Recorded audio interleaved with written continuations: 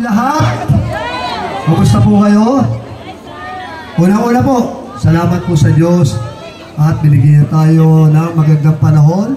Medyo mainit lang po. Sa mga kapatid po natin Muslim, Assalamualaikum. At sa mga kapatid ko na taong Gamapi, kumusta kayo? At ayun, mga tol. At sa mga temple, kumusta kayo dyan? Ayun, dami oh.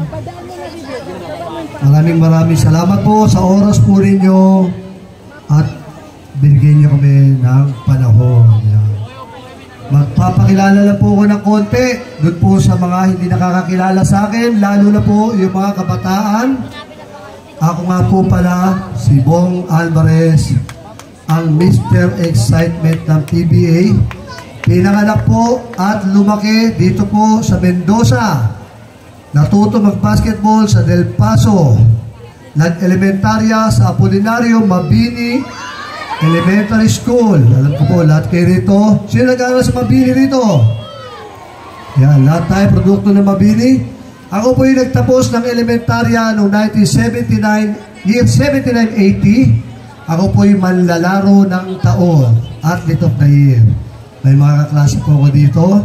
At hindi po ninyo na itatanong, nung po elementarya, hindi naman po kami ganun kahirap. Sundalo po ang tatay ko, pero alam niyo po, ang sweldo ng sundalo ay hindi kayang magbumuhay ng 5 anak.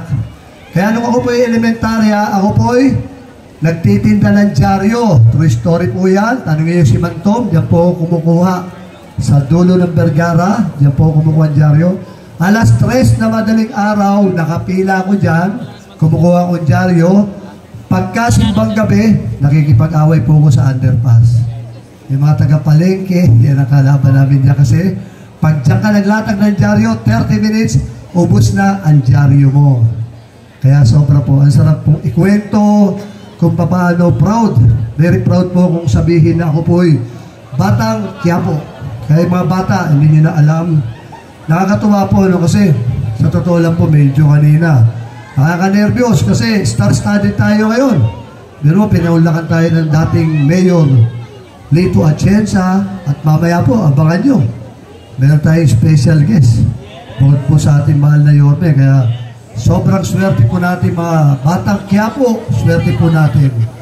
Ako po ay nagtapos sa elementary sa Mabini. Nag-high school naman po sa University of Manila at nag-college sa San Sebastian College. Simula po nung elementarya hanggang college, ako po ay puros bola ang hawak ko. Volleyball po, captain ball po ako ng elementary, nung high school, varsity ng UM, ganun din po ng San Sebastian. Kaya po, nung 1986, ako po ay naging member ng RP National Team na nag-silver medal po dyan sa Rizal Memorial. At nung 87 naman po, ako po ay member ng RP National Team na nag-gold medal sa Southeast Asian Games, ganyan din po noong 1988. 3 years po ako nag-serve as national player, as Philippine team. Alam niyo, nakaka-proud po no, na merong isang taga-Quiapo na naglalaro sa RP team. Hindi po ba kayo natutuwa? Alam niyo po, nung nabubuhay pa si Joe Cantada, ang sarap pakinggan pag sinasabi niya, pag nagtaka ko, pag naka-steal ako ng bola, naku, batang Quiapo, nang-snatch na naman. Ang sarap po, sobrang proud ko po talaga.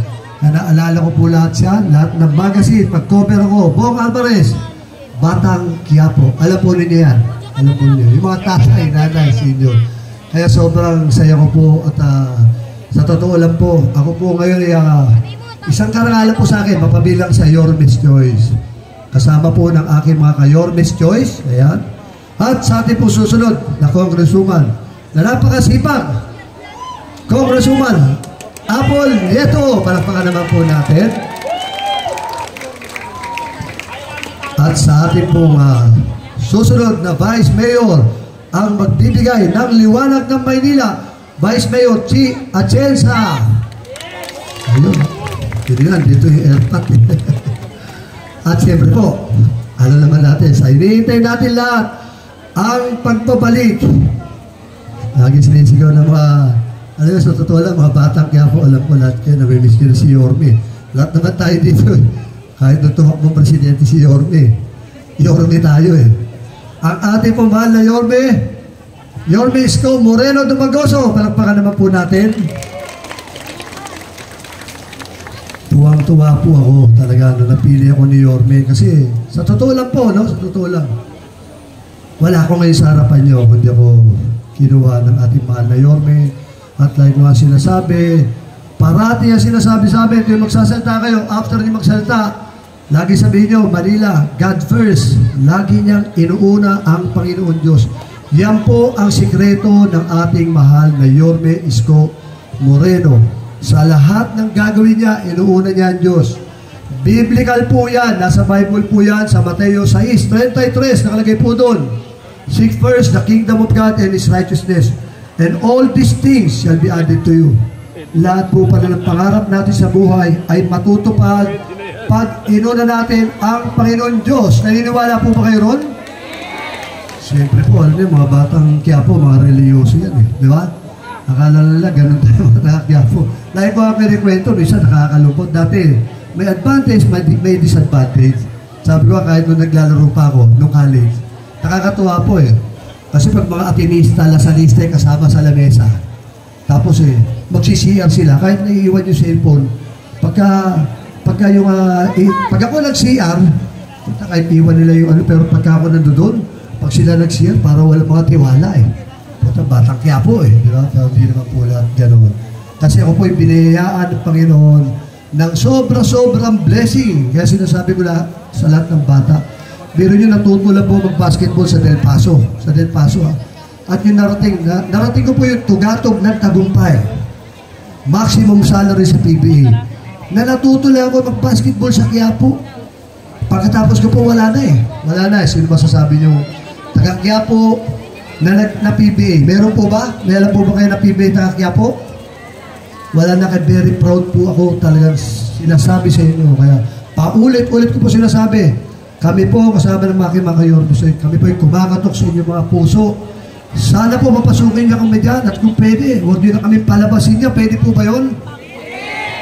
At nang sa gano'n, ang isang batang Quiapo katulad ko na nagtitinda ng dyaryo nung araw, sumikat sa PBA, dala-dala ko po kayong lahat. Hanggang nag-serve ako ng 3 taon sa RP National Team, isang karangalan po sa akin yun, dala-dala ko po lagi ang Quiapo. Sa Tondo, maraming player. Maraming PBA player na galing sa Tondo. Pero sa Quiapo, ako lang po nag-iisa. Kaya sana naman po, mga kapitbahay, sana naman tulungan nyo si Mr. Excitement. Pwede po ba yun?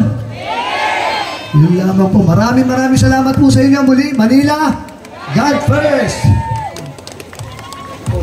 Bong Alvarez, pinanganak at lumaki sa Quiapo,